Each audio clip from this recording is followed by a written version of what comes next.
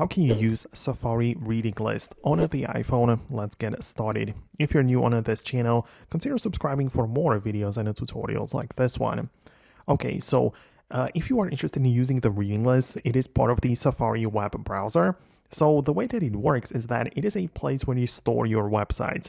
You are, for example, browsing an article and you don't want to bookmark it to always be able to access it, but there is like an interesting text, article, blog, whatever, and you want to just read it, but read it later, right?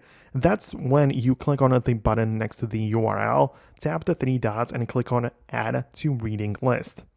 Now, when you are using Safari like a day later or whatever, you click the three dots next to the URL, tap on bookmarks and switch from the, like book icon to the glasses icon, which is the reading list.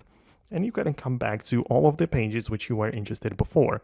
So you click on it, you read it like that. And the interesting thing about it and about the way that the reading list works is that when you then come back to it, it is no longer going to be part of that reading list, because once you stop or once you go through it, you don't really need to get back to it. That is the difference between the like bookmarks and the reading list.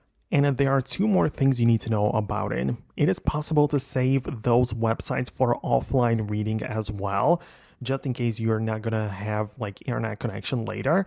And this can be set up in the settings by going to the apps at the bottom of the settings app, going to Safari, and at the bottom of this list you have the ability to select automatically download the reading list websites for offline use.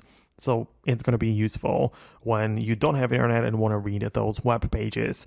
And the other thing you should know that Safari also has a widget which you can add to the home screen. And the only feature or function of the widget is to display your reading list websites. It actually offers you three sizes to pick from, but it's going to display the web pages which you show or store on the reading list. So that is all I really wanted you to know about it. Let me know if you like that feature. Hit the thumbs up if you like the video. Subscribe for more quick explanations and tutorials like this one, and I'll talk to you soon.